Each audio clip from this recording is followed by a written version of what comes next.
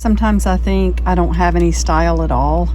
I just like to use everything and whatever the universe sends. This is so funny. But look at the color. Bright color. As you can see from the shape of this, that came from a tube.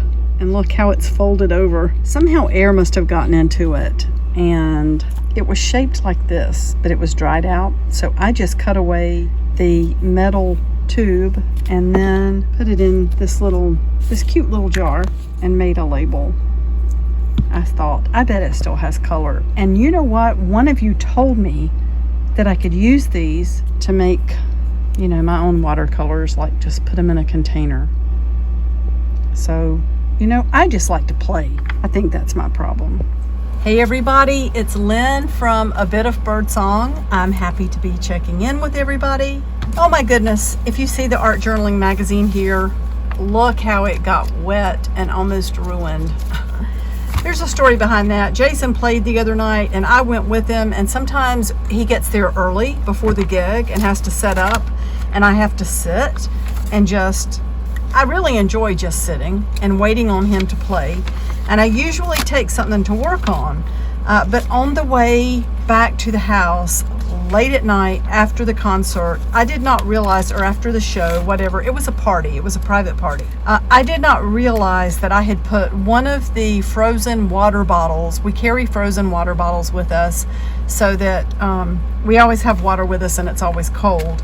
I didn't realize that I had put one of those in the same bag as my magazine. It's one of those things where I knew I was doing it. I knew I was putting it in there, but we were trying to get everything packed up, and it wasn't until we got home that I thought, oh no. So he was going to buy me another one, and I said, don't do it. It's fine. I mean, it's like a junk journal at this point. So anyway, let me show you some of the things I've done. I know you remember this journal. I'm currently, oh look. So the water bottle, it really, I'm so glad it didn't ruin my journal. I guess you can't ruin a junk journal, but you kind of can. It did get into the ink over here and faded the little birdsong stamp, but everything else is fine.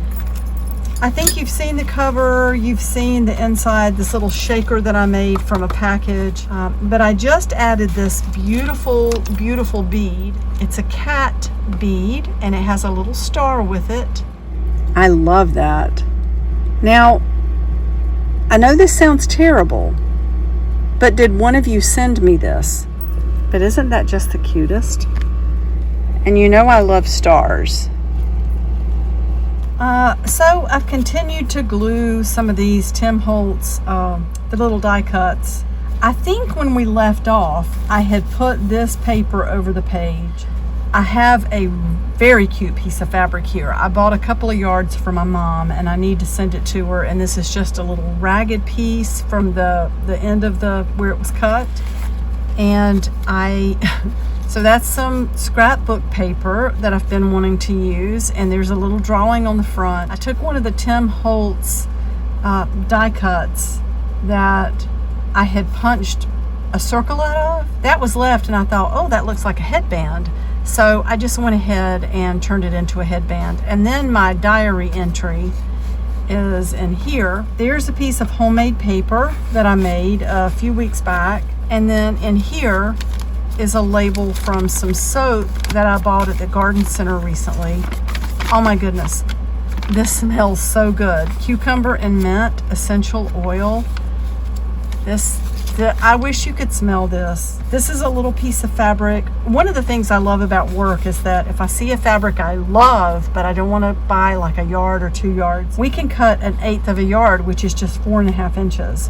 So I end up with a fun strip of fabric. And I know that I don't usually have aliens on the channel, but my third son, John, when he was little, he found an alien stuffed animal at the thrift store. He carried that thing around for probably a whole year, and it was very prominent in the family. I know that all the children remember the alien, and he just said it the cutest way when he was looking for his alien. So I saw this fabric in Joann's, and what I really want to do is make a dress out of this. I'm totally serious. But for now, I just went ahead and got 1/8 of a yard. And I'm probably going to make a paper doll to start with and dress her in it.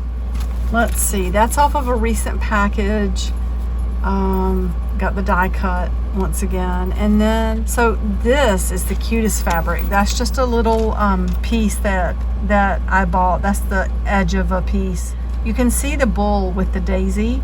And do you remember Ferdinand the Bull, that storybook? We studied that when my kids were homeschooling. This is a bag that came from the convenience store, and I just folded up a piece of paper and started journaling and labeled each little entry so that I can go back and read everything in order. Wait a minute, I've already messed it up. I thought about cutting it into a little booklet where, I don't know if that's right. You know how you can do all these magical cuts and it ends up being like a little booklet, but I thought, no, I'll just fold it. Now, let me explain this. There is mischief all the time in retail stores and people. I know I'm preaching to the choir because I know none of you would ever do this, but if anybody passes by here and you're one of the ones who thinks that it's okay to open packages in stores and to try things out and not buy them, I'm really worried about retail stores in this country. There's a reason that stores are closing, and there's a reason that online businesses are becoming more and more prevalent. We lose so much inventory to just mischief and just people just don't care. All in the same day, we had someone completely destroy our bathroom. And when I tell you it was a mess, I'm not going to go into the details, but that took 2 hours of employee time to cover that. And then that very same day, somebody had dumped out 4 containers of glitter, the large containers. So these are children's containers with the great big pieces. And just dumped it everywhere.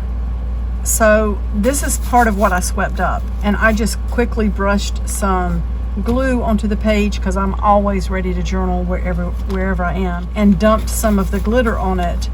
And then these bright colors are from paints that someone opened and dumped out on top of a stencil, and then they destroyed 3 foam craft brushes.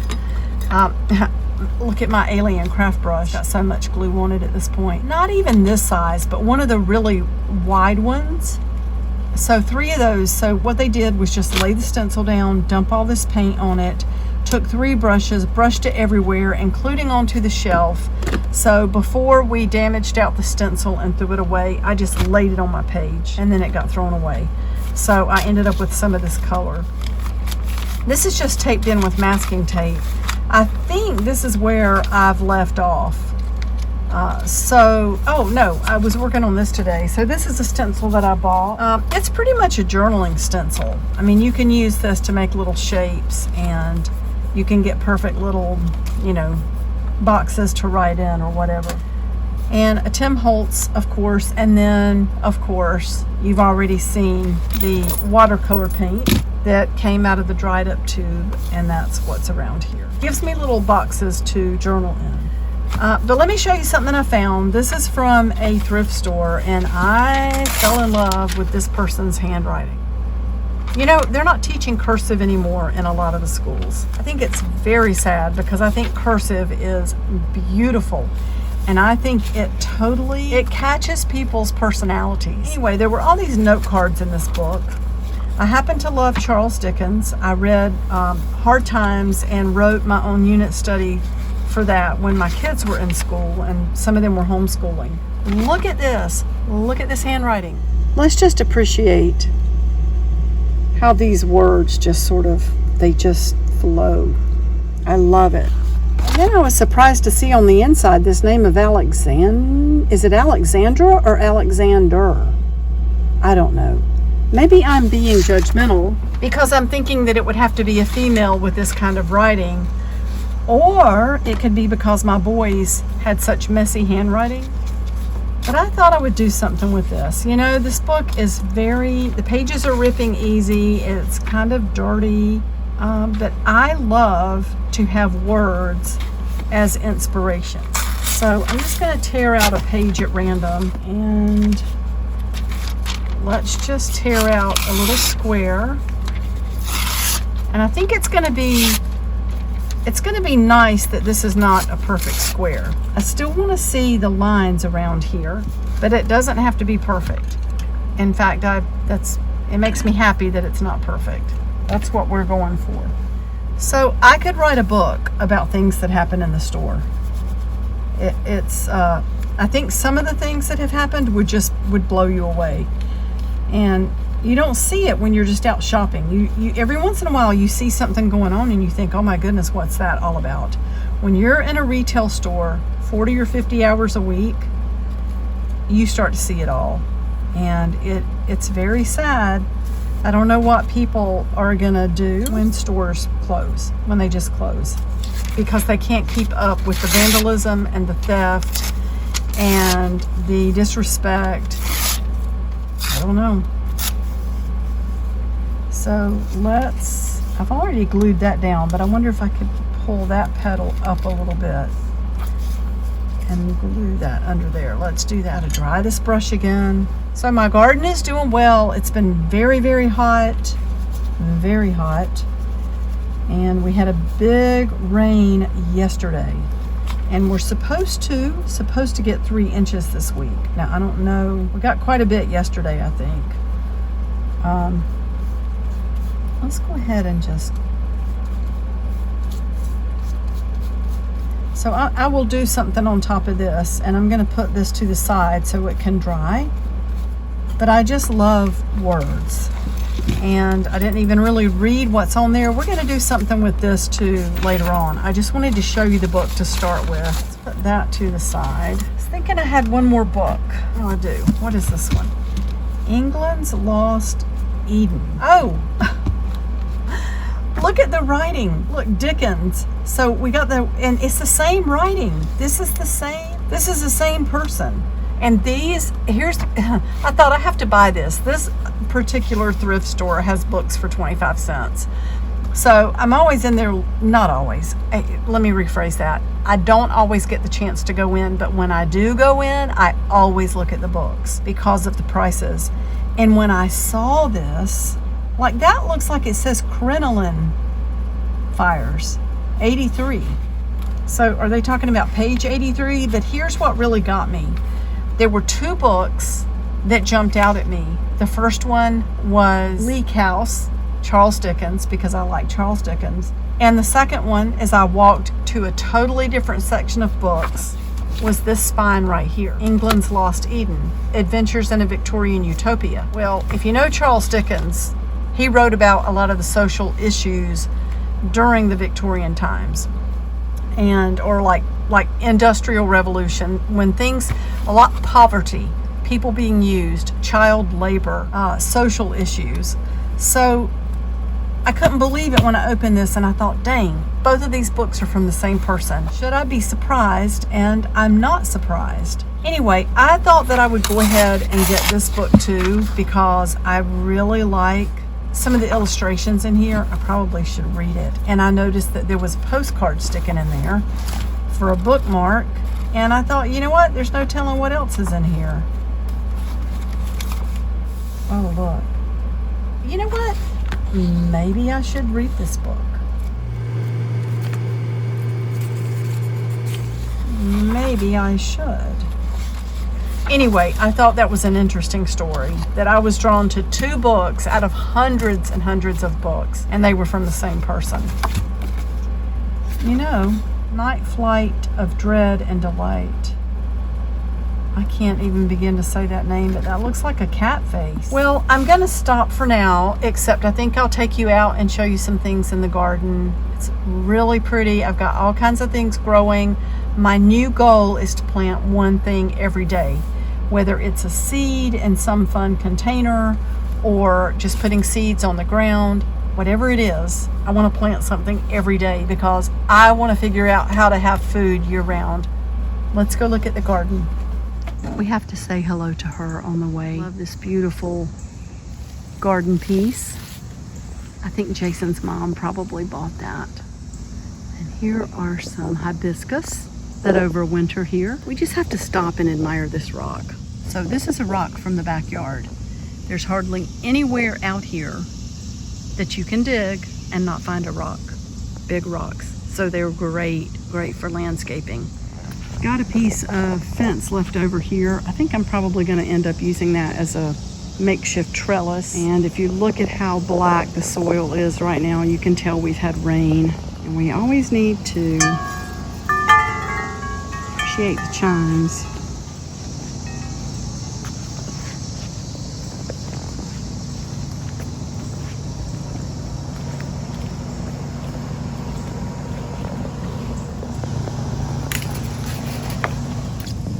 The fish are doing great. I wish one would come to the top. They've all eaten and they tend to just hide out. Oh, they're in there. They love to get in those pots in the water. The sunflower is getting taller and taller. So it's way taller than me at this point. I wonder what's going on up there. And that's one of those little bugs that plays hide and seek. See, it jumps around. So if you get on this side, oh my goodness. I wonder if it's doing damage out here. Are you messing up my plant? The morning glories are really taking off. They're starting to climb this trellis, which is what I want them to do. I've cut the dead blooms off of the geraniums and they're just starting to produce again. I love that. And this geranium, oh my goodness, it's gorgeous. It's the first time I have bought one like this with this beautiful variegated foliage. And the blooms are just amazing. It's gonna be dark soon, so I apologize if the lighting is off a little bit. The gardens are so tricky. I have another pepper. Let's see if I can get it to focus. With a hole in it. All of the peppers that have been planted pretty much into the ground, I've had trouble with. This one's in a container and fingers crossed, so far it looks great. Let's hope it stays that way. The marigolds are so pretty. I did not plant these from seed.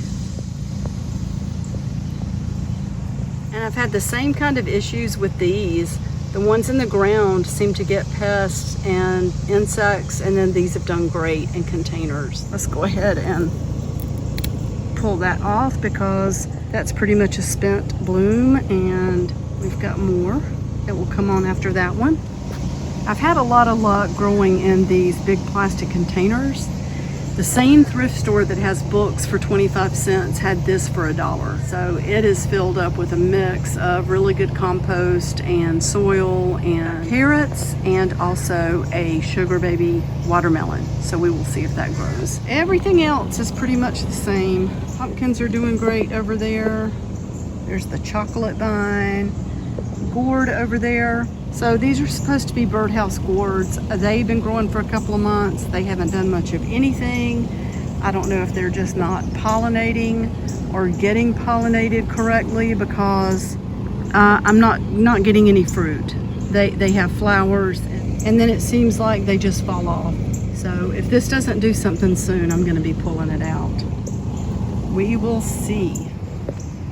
Still loving my little area around here. I've ordered more grow bags. Goodness only knows where they're gonna go.